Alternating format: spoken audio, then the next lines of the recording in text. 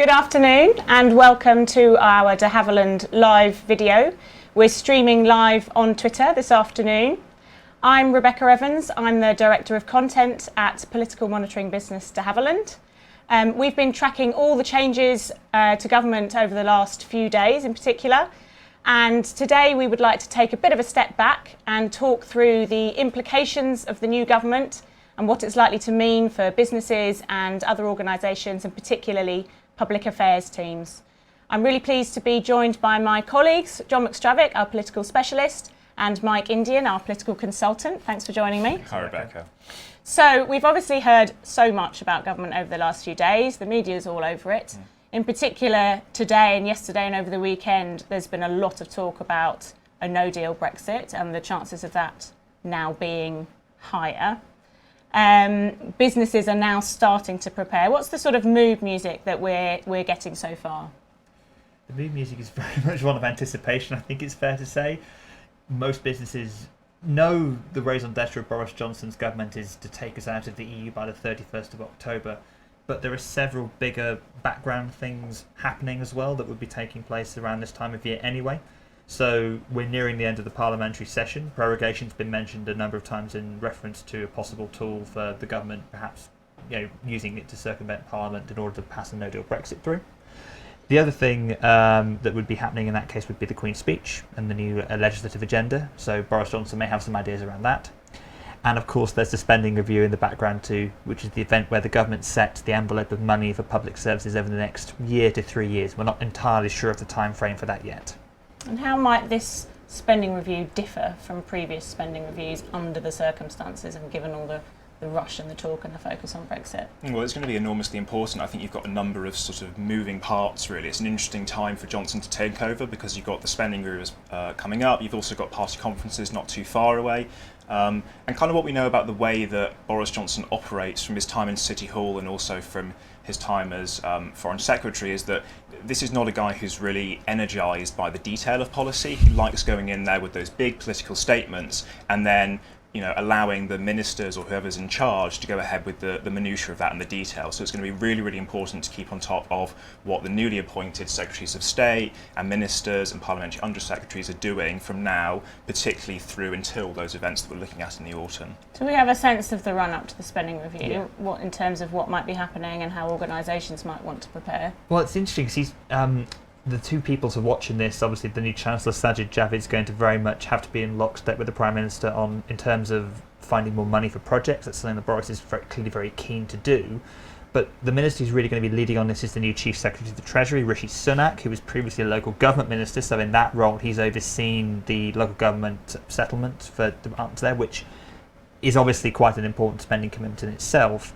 But Liz Truss was the previous Chief Secretary. She's now obviously International Trade. So Rishi Sunak's really coming in midstream here. So departments will be submitting their representations to the Treasury. And obviously any organisations that want to get more money for whatever their chosen area might be will be lobbying not just the Secretaries of State hard, but perhaps even thinking about reaching out to Mr Sunak directly. I think also the role of the Cabinet Office. I mean, this is something that we saw under Theresa May when David Lidington was there, and now with Michael Gove, we know he's a very powerful personality and he's been given this beefed up role in no-deal planning, but I think that kind of framework of having the Cabinet Office having oversight over what other Whitehall departments are doing is going to be really, really interesting as well. It's interesting the fact that the Cabinet Office isn't traditionally a big spending department, but of course with Michael Gove now sitting in there in charge of daily no-deal planning preparations, he's very much going to be looking for some big checks to be written in the Treasury even before the spending review actually happens now. So John's right, the role of the Cabinet Office has taken on a new significance under Boris Johnson's government. Obviously that's where a lot of the Brexit negotiation stuff was done under Theresa May now, but no-deal planning previously sat in at DEXU. Now it's very firmly in the Cabinet Office under Michael Gove's direction.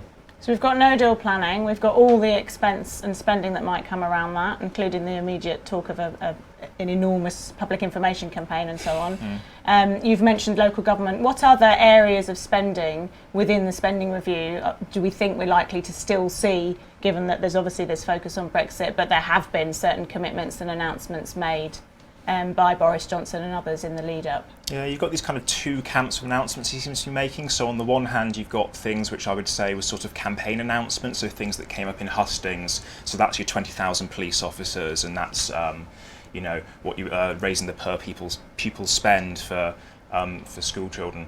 And then you've got the sort of other stuff which is more around the economy, and that's where it does tie back into Brexit, because it's about how do you raise productivity. So Boris Johnson today, we're expecting an announcement, it may have actually happened while we're in here, of 300 million for growth deals for devolved areas, for example. And it'll be interesting to see which one of those routes he really focuses on moving forward. This is what was driving Philip Hammond nuts during the leadership election. It was this cheques that Boris Johnson was substantially writing for the premiership when he came in, and it's really a reversal of the dynamic we've seen between number 10 and number 11 Downing Street for the last few years, because since 2017, arguably, Philip Hammond has been, under his chancellorship, number 11 had more sway over number 10, hence the reports that he tried to block Theresa May's plans for £27 billion of school spending as part of her legacy. Now, with Boris Johnson wanting to actually set the agenda in terms of more infrastructure spending being a key aspect of that, the HS3 rail link, which he announced over the weekend alone from Leeds to Manchester, could cost £36 billion as part of it too. We're seeing the Treasury now having to be opening the coffers rather than hoarding money, which Hammond tried to do in the last couple of years, particularly with regard to his no-deal war chest. So do we think this is the end of austerity? I know it was being trailed previously.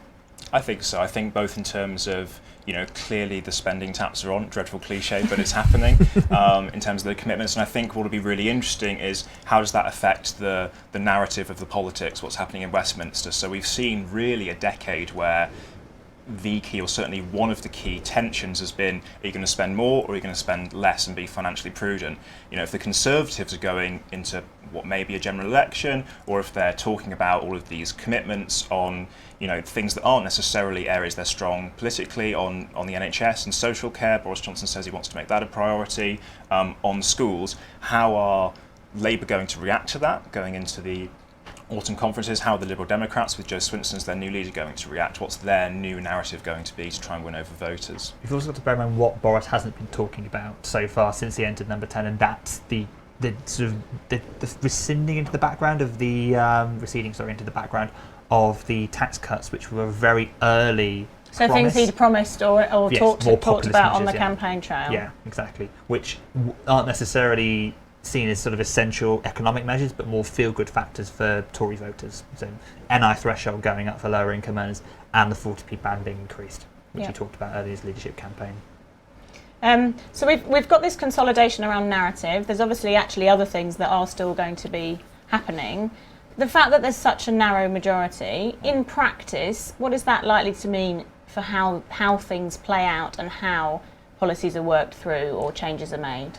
The thing that has to be stressed time and time again is this is a government that has a working majority of 3 in the House of Commons, and there is a whole tranche of Brexit legislation that has been trapped effectively in parliamentary stasis since the early part of this year. The trade bill is a good example of this. The House of Lords effectively held that hostage for months last year, passing an amendment that would force the government to have parliamentary scrutiny of every free trade agreement that the government would need to strike after leaving the EU, including the big one with the United States and, of course, the EU-UK free trade deal as well. The government has a very slim working majority in the Commons. Now, obviously, the lack of that was why Theresa May couldn't pass her withdrawal agreement. So we have to also consider the fact that the Brecon and Ramsgate by-election is taking place in 3 days' time, and the Conservatives could very well lose another seat there, which would take the majority down to 2. If the Lib Dems win that as is projected, they may not. The Tories may hang on to the seat, but it's something that's going to be weighing on the mind of Mr Johnson and those inside number 10. Yeah, I mean, either way, the majority is slim. Of course, and you have to look at, all of these people have just been appointed, but of course, who's lost their jobs? You've got people like Phil Hammond, who've been sent to the back benches. Some talk of him maybe going for the very influential Treasury Select Committee role. Apparently, he met last week with Keir Starmer for discussions on how to stop a no-deal Brexit. So, and he's not the only one. It'd be interesting to see those figures who don't have very prominent roles at the moment, but maybe very influential in trying to wreck government legislation. So does that mean we're likely to see the government stay back from legislation? What are they likely to do instead?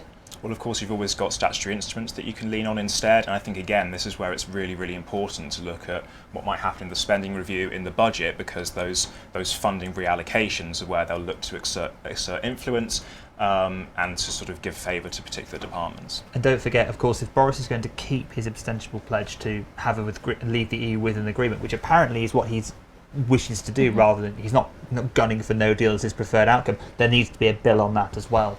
And we've seen 3 attempts so far this year to try and get the withdrawal agreement bill as is through Parliament. Doing that with a working majority of 3 and no majority in the House of Lords is going to prove a very difficult task, and there's hardly any sitting days for Parliament between now and the 31st of October, just a couple of weeks at the start of September and a couple of weeks after the MPs come back from the conference season.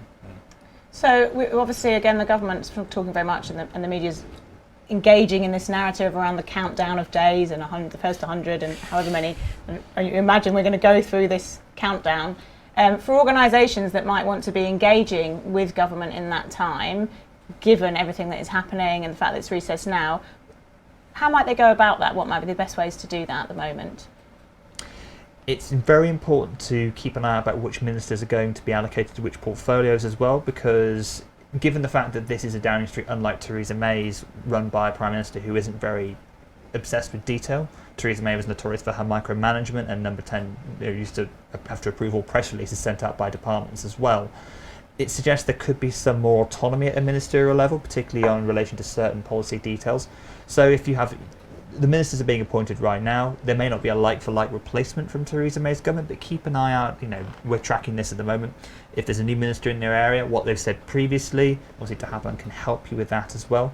But reaching out to them at this particular point and making yourself known, building that relationship, is going to be very, very important at this early stage of the government. Are there any ministers we might speculate might be particularly, have shown in the past that they're quite independently minded, even with everything happening? They might be quite thinking about what they're going to do potentially after October 31st and so on in terms of their own agendas as ministers. Yeah, I was quite surprised to see Nicky Morgan appointed to DCMS. She's clearly someone who has been quite outspoken on Brexit, and you'd imagine that having given up the Treasury Select Committee chair role, that she has ambitions within that portfolio. Maybe someone like Matt Hancock as well, who doesn't necessarily fit in with the rest of the cabinet on a lot of his politics. He's been kept in post there.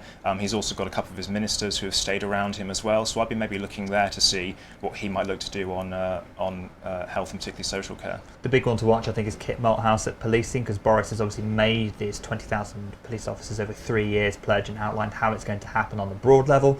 He's put his former Deputy Mayor for Policing into that role now, so it's a sign that's a priority for him. But Malthouse is going to have a large degree of latitude, as he did when he worked with Boris at City Hall, in order to deliver that pledge. Mm-hmm.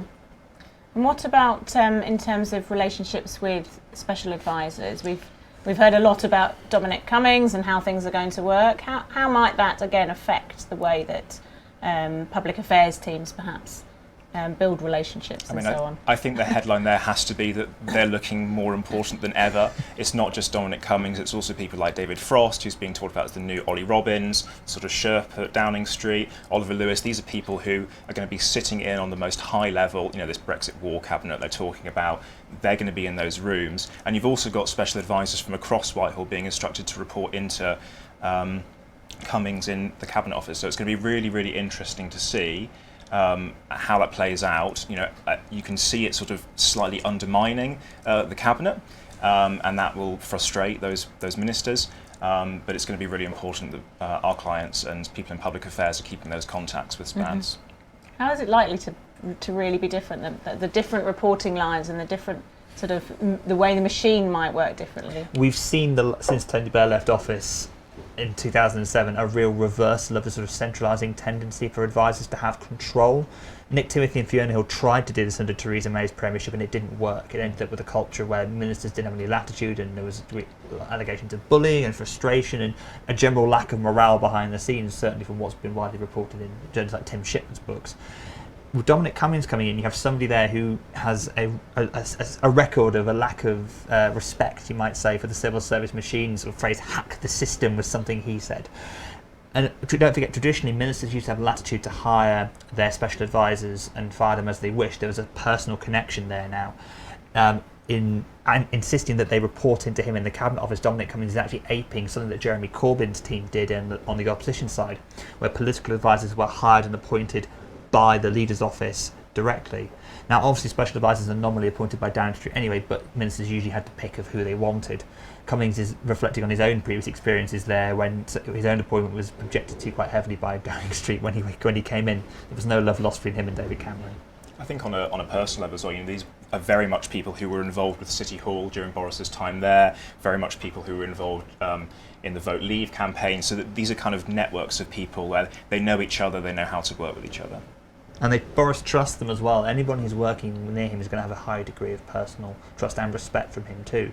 Because if you have to look at the model of his mayoralty, for example, the early problems that he had between 2008 2009 were because he didn't have the right team around him. So Edward Lister, although he's going to be playing a transitionary role as the Chief of Staff before Dominic Cummings takes over, he's going to be an important set of stabilising wheels. So the wobble period for the government may not necessarily come in the first 2 or 3 months, but once he's left and the power structures have to reconstitute around a new Chief of Staff figure in Dominic Cummings, someone who again is no fan of the Whitehall machine, that's going to be an interesting time of transition, especially given how reliant Boris is on his backroom team.